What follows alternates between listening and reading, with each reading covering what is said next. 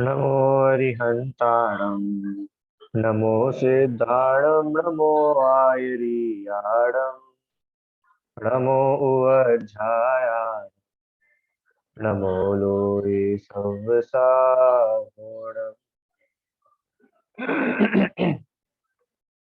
तीन भुवन में वीतराग विज्ञान था शिव स्वरूप शिव का बहुत योग समाधि के। पंडित दौलतराम जी की अद्भुत रचना छह ढाला। इसकी पांचवी ढाल हमने पढ़ना शुरू करी है। पांचवी ढाल में काय का वर्णन है? बोलो। और हम पांचवी ढाल में किसका वर्णन करा है? भैया 12 भावना। जी, 12 भावना का वर्णन इस पांचवी ढाल में बहुत सुंदर प्रकार से दौलत राम जी ने किया है ना। हमने अभी 12 भावना का थोड़ा बैकग्राउंड समझा कि ये क्या होती है। वैराग्य को उत्पन्न करने वाली ये भावनाएं हैं, बहुत सुंदर। इनमें से अनित्य भावना की अपनी चर्चा चल रही है। ठीक है। हाँ, अनित्य भावना। आइए छंद पढ़ते एक बार प्रारंभ करेंगे। जो बन ग्रह गोधन नारी हय गय जन आज्ञाकारी इंद्रिय भोग छिन थाई सुर धनु चपला चपलाई। यौवन, ग्रह मन मकान, गाय भैंस धन संपत्ति, स्त्री नारी, हय गए हाथी घोड़ा कुटुंबीजन, आज्ञाकारी नौकर चाकर जो हमारी आज्ञा में रहते हैं, है ना, हमसे जूनियर या हमारे साथ में काम करने वाले, हमारी कंपनी में काम करने वाले, हमारे से छोटे लोग, ये सब। और पांचों इंद्रिय के विषय भोग, ये सभी वस्तुएं क्षणिक है, अनित्य है, नाशवान है। जिस प्रकार इंद्रधनुष और बिजली देखते ही देखते विलीन हो जाते हैं, उसी प्रकार ये यौवन आदि कुछ ही काल में नाश को प्राप्त होते हैं। वे कोई पदार्थ नित्य या स्थायी नहीं है। नित्य मतलब जो हमेशा बना रहे। इनमें से एक भी चीज ऐसी है जो हमेशा बनी रहेगी? कि एक भी वस्तु इनमें से ऐसी नहीं है जो हमेशा बनी रहे। पर ऐसा क्या है कि जो हमेशा रहेगा? आप ये तो बताओ। जैसे हमने ये तो समझ लिया कि भैया सब अनित्य है, सब अनित्य है, तो इसके साथ साथ ये भी तो पता चले कि नित्य क्या है। नित्य क्या है? कि नित्य मेरा आत्मा है, नित्य मैं हूँ। समझ में आया दिव्यांश? नित्य कौन है? नित्य आपका भाई नहीं है। नित्य मैं हूँ। आत्मा नित्य है। नित्य है मतलब मैं जो जीव हूँ, मैं हमेशा रहता हूँ। मैं अनादिकाल से हूँ, मैं अभी भी हूँ और अनंत काल तक रहूंगा। ये मेरी नित्यता है। इस नित्यता का स्वरूप का विचार हो तो वो अनित्य भावना का चिंतन है। ठीक है। जैसे अपने को ये तो समझ में आना चाहिए ना कि क्या चीज है। जैसे हमने आपको बोला कि दूध मीठा करना है। अब आपको ये पता नहीं है कि दूध कैसे मीठा होता है। तो हमने बोला कि देखो, नींबू मत डालना, नमक मत डालना, मिर्ची मत डालना, धनिया मत डालना, है ना, हल्दी मत डालना। अरे ये सब तो हमने समझ लिया क्या क्या नहीं डालना। अब मीठा करना है तो ये तो बताओ डाले क्या? कि सुनो, गुड़ डालना, शक्कर डालना, तो दूध मीठा होगा। ऐसे ही अनित्य भावना में हमने ये सब तो सीखा कि क्या क्या अनित्य है। युवावस्था, शरीर, परिवार, कुटुंबीजन, मित्र, दोस्त, गाड़ी घोड़ा, रुपए पैसे, सब चीजें, ये सब तो अनित्य है। तो भैया नित्य क्या है? कि नित्य मेरा आत्मा है, मैं नित्य हूँ। ठीक है। इस विश्वास का नाम, इस सम्यक ज्ञान का नाम है अनित्य भावना का सही रूप से विचार करना। देखो कितनी बढ़िया बात लिखी है। अपितु माने ये सब पदार्थ तो नित्य और स्थायी नहीं है, पर मेरी जो निज, मेरी शुद्ध आत्मा है, मेरी जो आत्मा है वही नित्य है और स्थायी है। ये कैसे समझ में आता है कि अपनी आत्मा नित्य है, हमेशा रहती है? ये हमको समझ में आता है कर्म सिद्धांत से, कर्मों से समझ में आता है, प्रथमान योग से समझ में आता है। कि पिछले भव में भी था। महावीर भगवान के 10 भवों की कहानी हम लोग सुनते हैं ना। महावीर भगवान के 10 भव, शेर थे, फिर वो दूसरा भव हुआ, तीसरा भव हुआ, फिर ऐसे ऐसे करके वे महावीर बनते। तो ये 10 भव हुए कैसे उनके? इसका मतलब कि जीव तो एक ही था, और वो एक जीव अलग अलग गतियों में गया। वो जीव एक ही बना हुआ है, जीव बदल नहीं रहा है। ऐसा वो द्रव्य नित्य होता है। ठीक है। हाँ हाँ। ऐसा स्वोन्मुखता पूर्वक, मतलब अपनी ओर दृष्टि करके, निज आत्मा का विचार करके, सम्यक दृष्टि जीव वीतरागता की वृद्धि करता है। यह अनित्य भावना है। मिथ्या दृष्टि जीव को अनित्य आदि एक भी भावना यथार्थ नहीं होती। कितनी बढ़िया बात लिखी है कि जो मिथ्या दृष्टि जीव है ना, उसको तो 12 में से एक भी भावना का सही सही विचार नहीं होता है। अनित्य भावना अगर हमने सोची है ना, तो मैंने आपको फर्स्ट दिन बताया था ना कि अनित्य भावना का विचार करके डिप्रेशन में नहीं जाना है। हे भगवान, अब हमारा क्या होगा, सब कुछ तो अनित्य है, कोई तो हमारे साथ रहना चाहिए। इस डिप्रेशन में जाने का नाम अनित्य भावना का विचार नहीं है। इतना सब होने के बाद भी मैं जीव हमेशा बना रहता हूँ। मुझ में से जीवत्व का कभी नाश नहीं होता। इस सम्यक विचार का नाम अनित्य भावना का चिंतन है। ठीक है, समझ में आया सभी को? अनित्य भावना किसे कहते हैं, ऐसा विचार होना चाहिए। चलो आगे। अब थोड़ा सा अपन रत्नाकरण श्रावकाचार्य से पढ़ें, बहुत सुंदर तरीके से होता है। आहा, देखो, अनित्य भावना पढ़ू मैं। ये छठा अधिकार है इसका, रत्नाकरण श्रावकाचार्य जी का, इसमें से अपन पढ़ते हैं। अनित्य भावना का स्वरूप इस प्रकार विचारना चाहिए। देव, मनुष्य, हिरण्य, ये समस्त ही जल के बुदबुदे के समान। जल का बुदबुदा मतलब जो बबल होता है ना, पानी का बुलबुला। और हम बबल होते हैं ना, बबल, एक वो आता है, अपन उसमें कुछ एसिड रहता है, उसको से फूंक मारते तो उसमें से बबल निकलते बहुत सारे, है ना। और वो झट से पूरा बबल खत्म हो जाता है। तो जिस प्रकार से पानी की बूंद रहती है, झाग का पुंज, झाग इकट्ठे हो गए और 2 मिनट में खत्म हो जाते हैं, इनके समान ये मनुष्य, देव आदि समस्त पर्याय विनाशी है। देखते ही देखते विलयमान होते चले जाते, माने देखते ही देखते सब खत्म हो जाते हैं।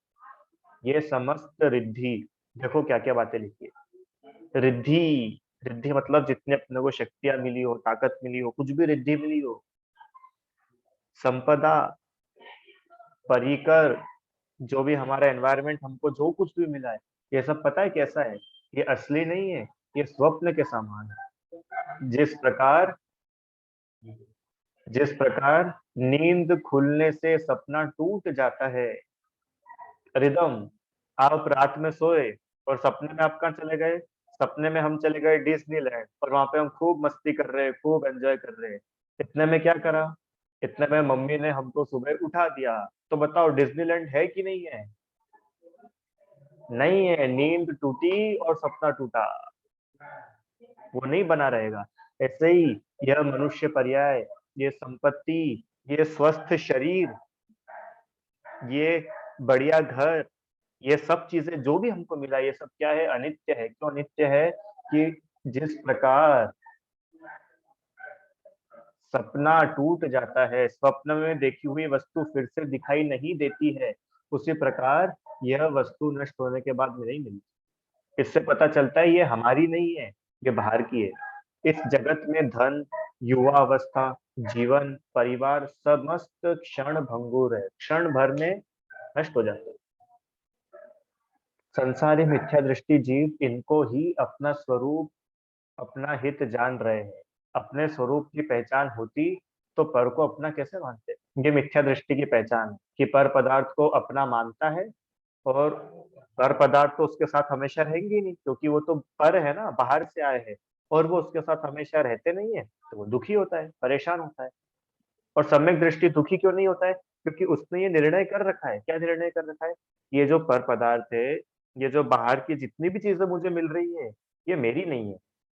तो उसके खोने का मुझे डर भी नहीं है, मुझे दुख भी नहीं। समझ में आया निहिता?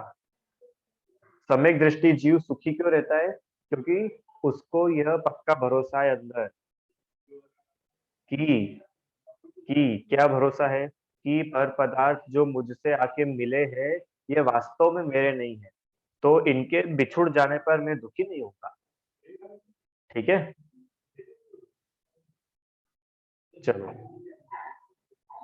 आगे। समस्त इंद्रिय जनित सुख जो ये दृष्टि गोचर है, तो इंद्रधनुष के रंग के समान देखते देखते विलीन हो जाते हैं। ये इंद्रियों के जितने भी सुख हमको मिलते हैं, आंखों से जो दिखाई भी देते हैं, हाँ, बहुत अच्छा खाने के लिए मिलता है, बहुत अच्छा जगह रहने को मिलती है, सोने को बढ़िया बिस्तर मिलता है, सब चीजें मिलती है, ये सब कैसे है, देखते ही देखते सब नष्ट हो जाते हैं, पता ही नहीं चलता। हाँ, कितनी सारी कहानियां ऐसी है, कितने सारे उदाहरण है। पुराने जमाने में आप पूछना आपके नाना नानी से कि एक जमाने में वो सेठ जी थे, फिर पता नहीं क्या हुआ, उनकी सारी हवेलियां बिक गई, उनके सारे खजाने खाली हो गए, और अब वो सड़क पे आ गए। बहुत सारे उदाहरण आपको मिल जाएंगे इससे। आगे। यौवन का जोश संध्या काल की राली के समान क्षण क्षण में नष्ट हो जाता है।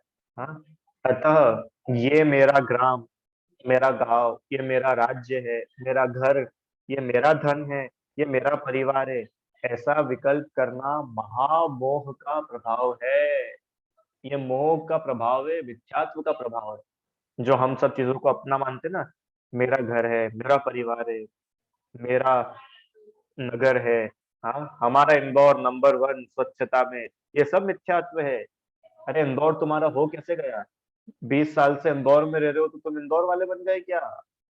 20 साल पहले तुम कहाँ थे? समझ में आया? और जो लोग इंदौर में रहते थे, कितने ही लोग चले गए, कहीं और जाके रह रहे हैं।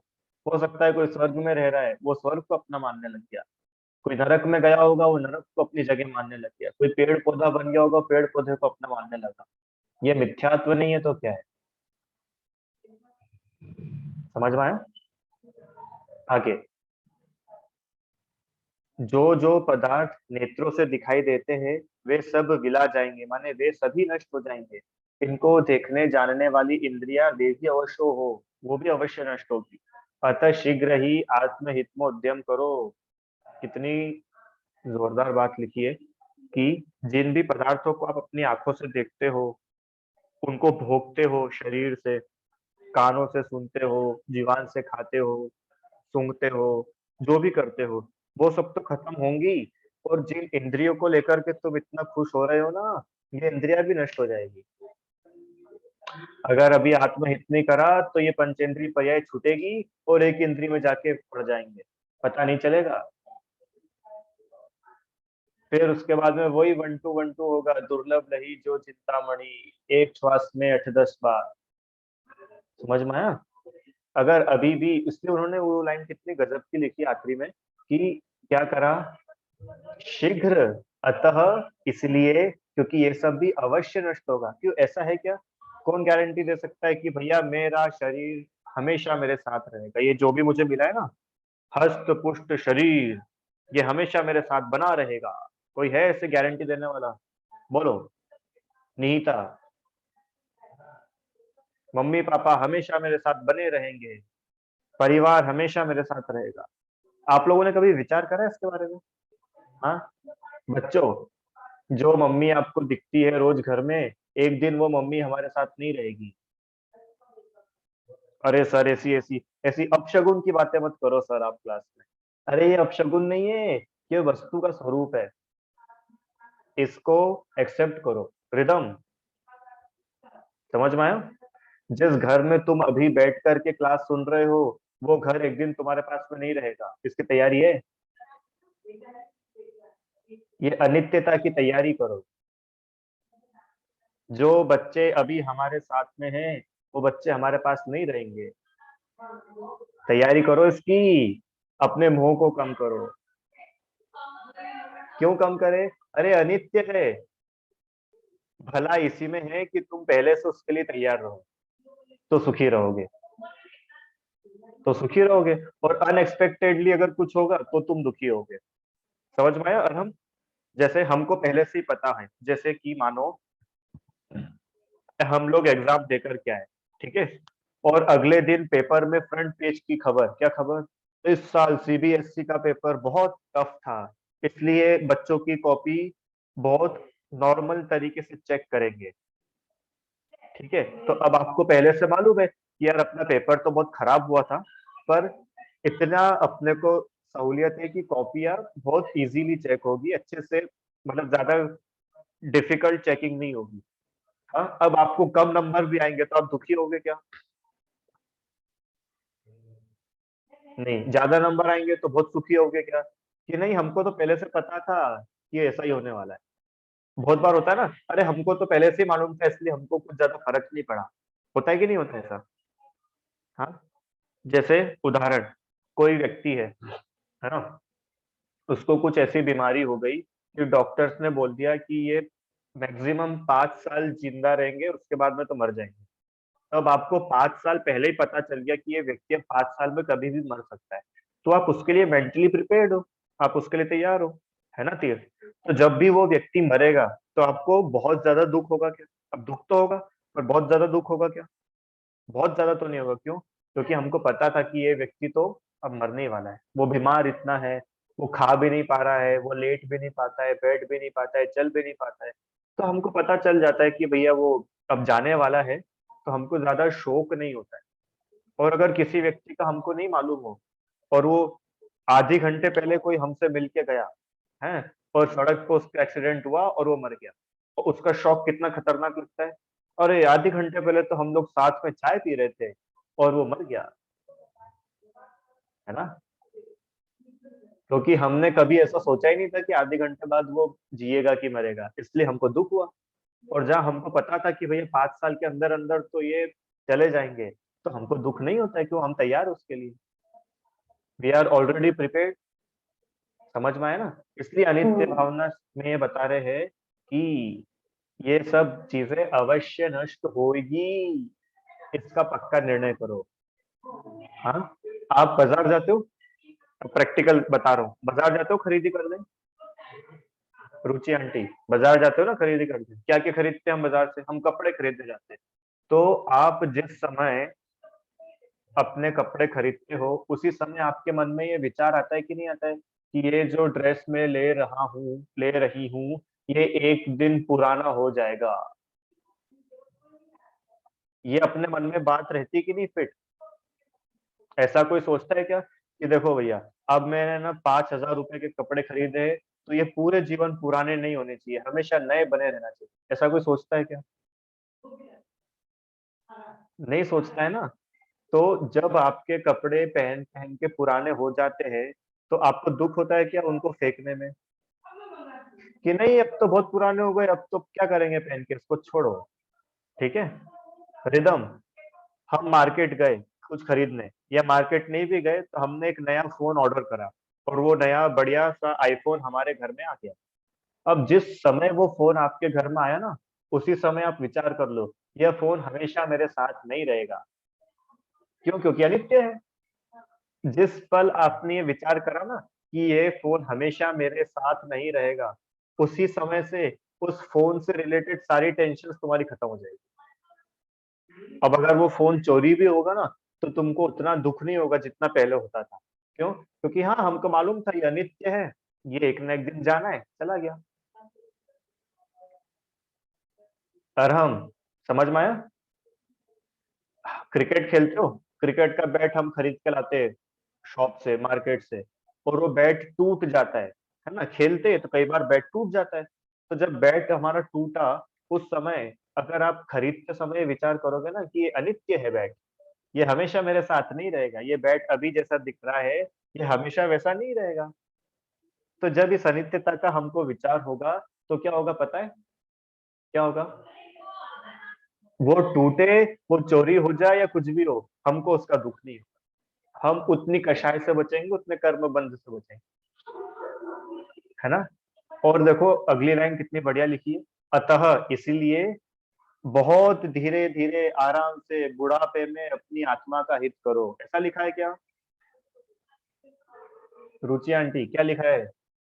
शीघ्र, शीघ्र ही, पढ़ो स्क्रीन पे क्या लिखा है? शीघ्र ही अपनी आत्मा का हित करो। शीघ्र मतलब पता है दिव्यांश? शीघ्र मतलब, शीघ्र मतलब जल्दी से, बहुत जल्दी, जितना जल्दी हो सके क्या करो, उतनी जल्दी अपनी आत्मा का हित करो। माने अपना हित करो। इसी छह ढाला की छठी लाइन, छठी ढाल। जब लोन रोग जरा गहे, तब लो झटिति निज हित करो। जब तक बीमारी या बुढ़ापा आकर के तुमको घेर ना ले, उसके पहले झट से, धीरे धीरे नहीं, झट से अपना हित करो। ये बहुत जरूरी है करना, पता है आपको? नहीं तो पता है क्या होगा, अनंत भव हमारे ऐसे ही बीत गए, और अभी भी अगर हमने जिस काम करने के लिए हमको ये मनुष्य भव मिला, उस काम को अगर हम अभी भी नहीं करेंगे ना, तो ये तो चला जाएगा हाथ से। फिर ऐसे ही संसार में भटकते रहेंगे। दिव्यांश समझ में आया? हम्म? अरे, ये पहले भी मैंने आपको बता चुका हूँ, पंच परावर्तन है ना। कहते चय थावर तन धरे, यो परिवर्तन पूरे करे। ये पहली ढाल जो अपन ने पढ़ी है ना, ये अनंत बार अपने साथ हो चुका है। अनंत बार हम कीड़े बन चुके, अनंत बार हम शेर बन चुके, चिड़िया बन चुके, सुअर बन चुके, चींटी बन चुके, पेड़ बन चुके, आम बन चुके, जाम बन चुके, लौकी बन चुके, टमाटर बन चुके, अनंत बार। और मनुष्य भी अनंत बार बन चुके हैं। पर पता है क्या अपन ने आज तक नहीं करा? अपना हित नहीं करा, और अपना हित नहीं करा, अपने को आत्मा नहीं पहचाना, तो संसार में भटक रहे। मोह महामद पियो अनादि, इस मोह को पी करके संसार में भटक रहे। दिव्यांश, अरहम रिदम, समझ में आया? इसलिए झट से क्या करो, अपना हित करो। चलो एक एग्जांपल, आप किसी कमरे में हो और उस कमरे में आग लग गई। अब क्या करोगे रिदम? कमरे में हो और कमरे में आग लग गई, और आप सामने क्रिकेट मैच देख रहे हो, India versus Pakistan, final world cup का। पाकिस्तान को 3 बॉल में 6 रन चाहिए, ठीक है, और एक डॉट बॉल निकल गई, अब एक बॉल में 6 रन चाहिए, आखिरी बॉल है, वर्ल्ड कप फाइनल का मैच है, और कमरे में आग लग गई है, और आपके सामने कोल्ड ड्रिंक भी रखी है जो आपको बहुत इच्छा है पीने की, वो कोल्ड ड्रिंक भी आपको पीना है। बताओ सबसे पहले क्या करोगे? कि सर बस कोल्ड ड्रिंक पियेंगे, और फिर वो एक फाइनल बॉल देख लो, उसके बाद भागेंगे क्यों तीर्थ? क्या करेंगे? फाइनल बॉल नहीं देखोगे? India Pakistan world cup final, हाँ अफरीदी स्ट्राइक पे है, हाँ, बताओ क्या करोगे? भागोगे कि क्रिकेट देखोगे? धीरे धीरे भागोगे कि तेज दौड़ लगा के भागोगे? झट झट से भागोगे कि आराम आराम से भागोगे, बताओ? झट से भागेंगे। अगर कमर में दर्द होगा, पैर टूटा भी होगा ना, तो भी वहां से भागेंगे। क्यों? अरे आग लग रही है कमरे में, भागो, जान बचाओ। ऐसे ही 5 इंद्री के विषयों की आग लग रही है और हम भाग नहीं रहे हैं, और उसमें जलते जाते हैं। सच्ची में जितने भी लोग हैं भैया, बच्चे हो बड़े हो, इसको मैंने पहले ही दिन भी बोला था, हमेशा बोलता हूँ, मात्र सुनने के लिए मत सुनो कक्षा को, जीवन में परिवर्तन करो, आपको सच्ची में मजा आएगा। जीवन में बदलाव लाओ। ये बच्चे लोग ये मत सोचना अभी तो हम छोटे हैं, छोटे लोग थोड़ी करेंगे, बड़े लोग करेंगे। यहाँ पे क्या लिखा है सदा सुखदास जी ने सामने, कि अतः शीघ्र ही आत्महित का उद्यम करो। उसमें उन्होंने कुछ स्पेशल लिखा है कि बच्चे लोग तो बाद में करना, पहले बड़े लोग तो कर लो। क्यों? बच्चे लोगों का तो बहुत बड़ा जीवन है अभी, क्यों रिदम? तुम्हारा कम से कम 50-60 साल का जीवन अभी बचा हुआ है, तो तुम थोड़ा आराम से करना। बाकी कौन अपनी क्लास, जैसे नेमी चंद्र जी अंकल जी है, अब इनकी एज हो गई 80 साल, तो इनका जीवन अब ऑब्वियसली बच्चों से तो कम ही बचा है। तो एक काम करना, आप तो कर लो, पर एकदम तुम थोड़ा रुक के करो। ऐसा लिखा है क्या उन्होंने? और हम क्या लिखा है कि जल्दी से अपनी आत्मा का हित करो।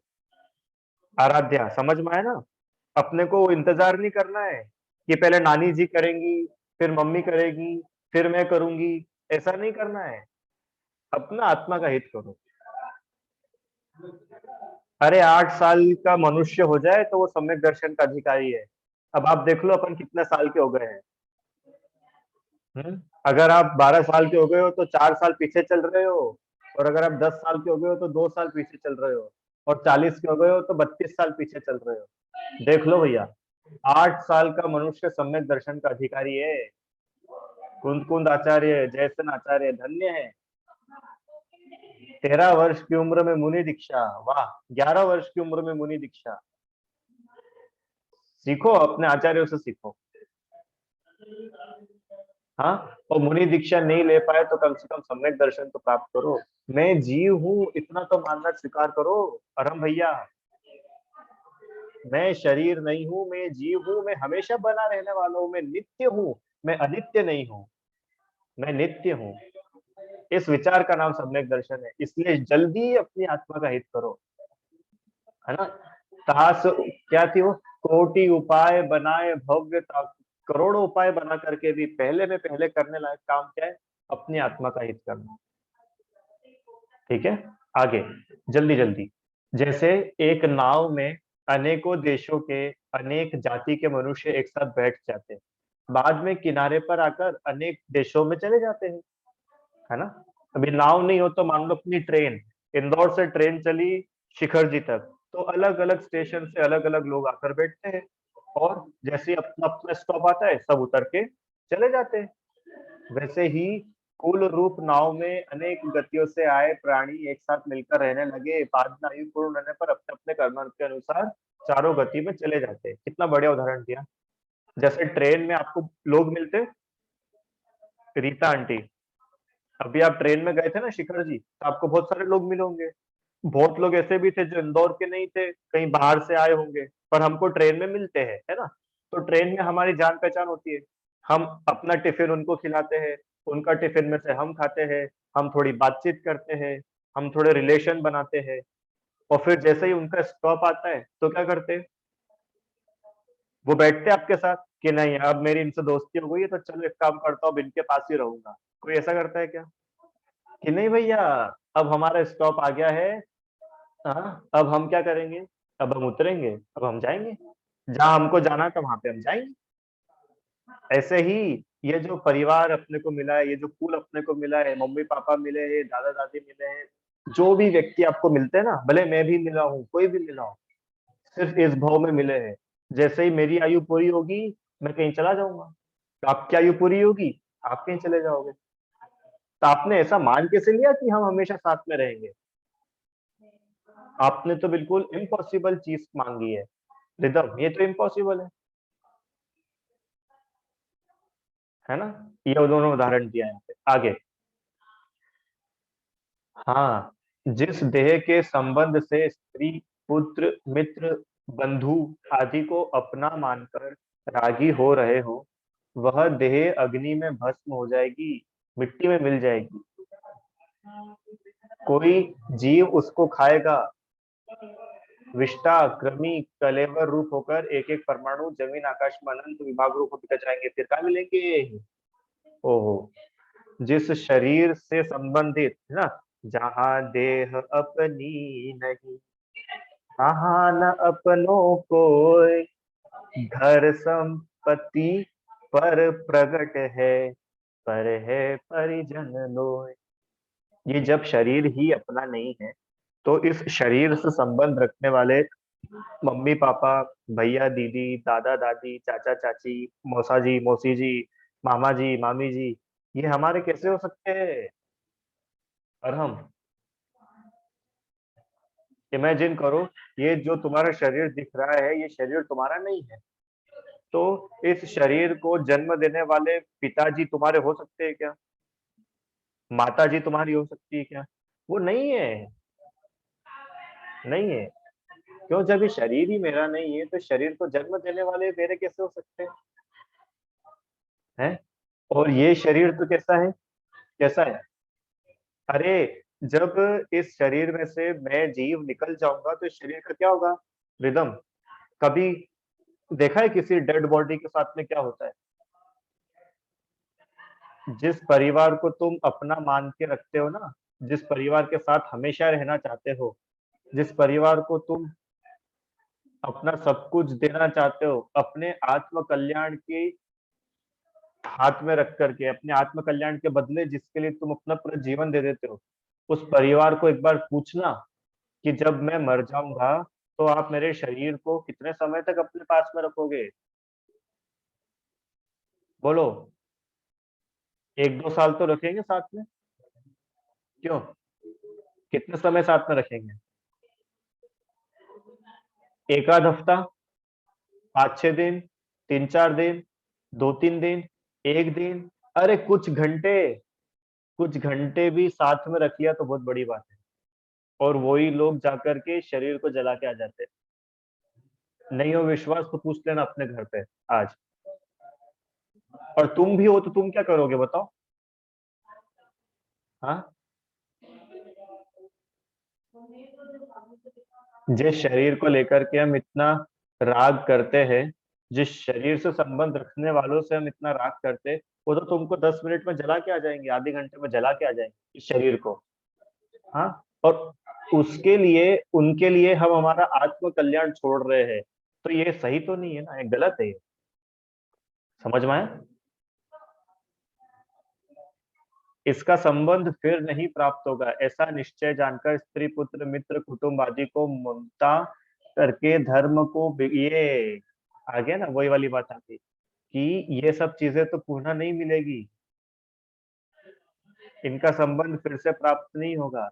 ऐसा जान करके स्त्री पुत्र मित्र शरीर परिवार, इन सब में ममता करके अपने धर्म को बिगाड़ना बहुत बड़ा अनर्थ है। ये पता है, हम खुद के साथ धोखाधड़ी कर रहे हैं, खुद के साथ धोखा कर रहे हैं। जिस पुत्र स्त्री भाई मित्र स्वामी सेवक आदि के साथ मिलकर रहकर सुख से जीना चाहते हो, वे सभी कुटुंब आदि के लोग शरद काल के बादलों के समान बिखर जाए। यह संबंध जो आज दिखाई देता है वह बना नहीं रहेगा, शीघ्र बिगड़ बिखर जाएगा, ऐसा नियम जानो। ऐसा ही है, ऐसा ही है, ऐसा ही है। और इसका वास्तव में विचार हो जाए ना, तो क्या हो पता है? अनित्य भावना हमारी पढ़ना सफल हो। बहुत सारे उन्होंने उदाहरण दिए इसमें। देखो आगे बहुत है इसमें, अभी अब थोड़ा मैं स्किप कर रहा हूँ, पर फिर भी अपन एक आध पैराग्राफ और पढ़ते हैं।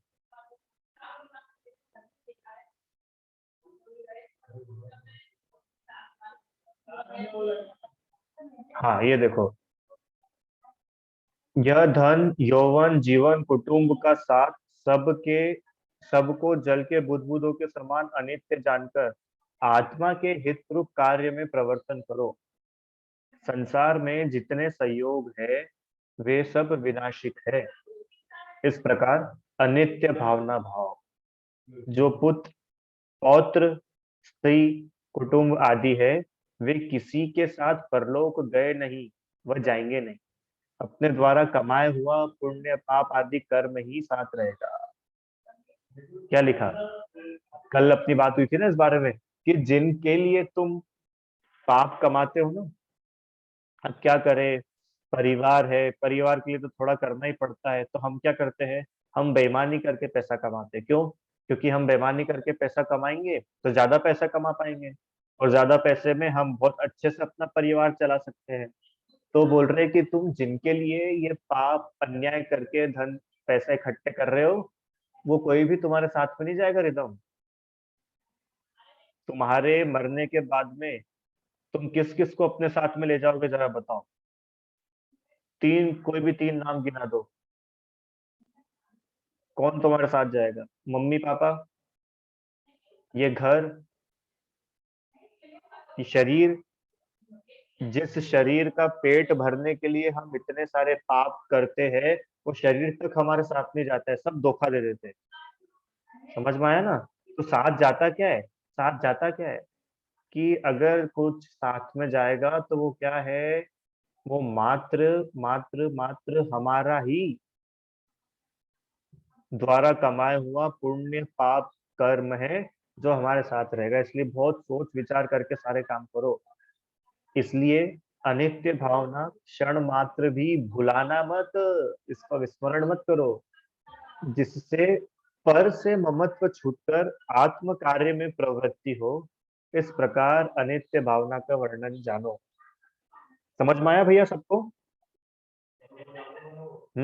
जिनके वीडियोस बंद भी है, आप लोग भी मुझे उम्मीद है सुन रहे होंगे। इस प्रकार अपनी आत्मा के हित में प्रवृत्ति करो। कैसे आत्मा के हित में प्रवृत्ति करो? जिस प्रकार जब अपन ने बात करी ना कि हम किसी कमरे में बैठे हैं और आग लग गई, अब हम उस आग से बचने का उपाय जल्दी जल्दी करेंगे कि धीरे धीरे करेंगे? अरे बहुत जल्दी करेंगे, जितना जल्दी जैसे बनेगा हम वहां से निकलेंगे। हाँ, उस प्रकार अपनी आत्महित का उपाय करो, अनित्य भावना का विचार करो। क्यों पता है अनित्य भावना को क्यों सबसे पहले लिखा? क्योंकि अधिकतर हम इसी एक्सपेक्टेशन में रह जाते हैं कि ये तो मेरे साथ रहेगा, ये तो मेरे साथ है, ये हम लोग हमेशा साथ साथ रहेंगे। हाँ,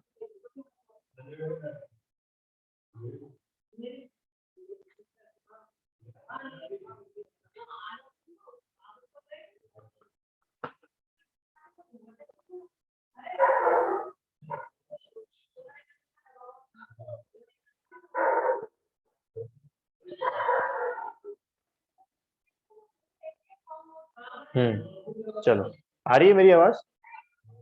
हाँ, हम लोग हमेशा साथ में रहेंगे, ये हमेशा मेरे साथ बना रहेगा, इनका और हमारा जन्म जन्म का साथ है, तुम्हारा हमारा। क्यों, 7 जन्मों का तो साथ होगा।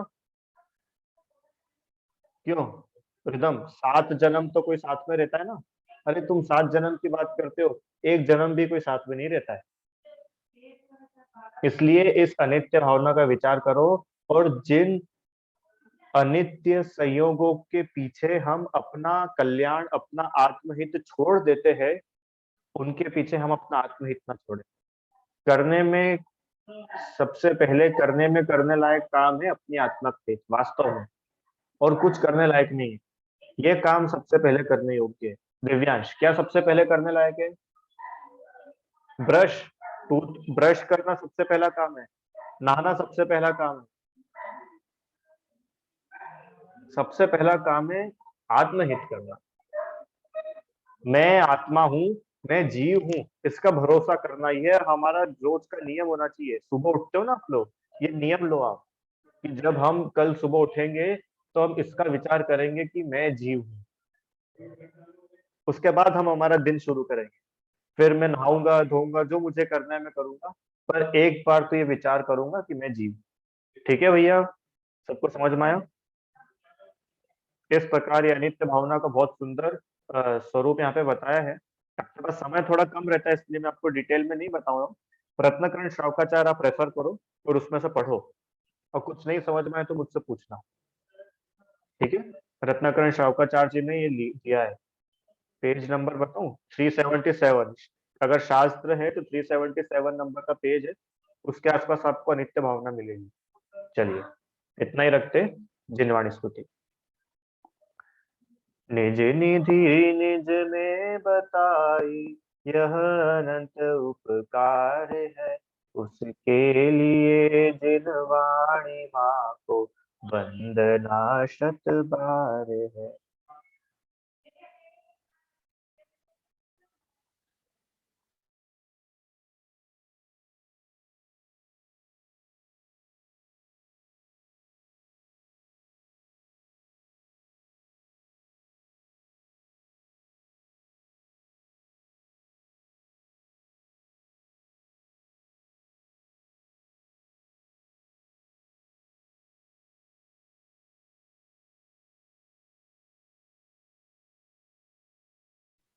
जय बोलो द्वाक्षांग जिनवाणी माता की जय, महान जैन धर्म की।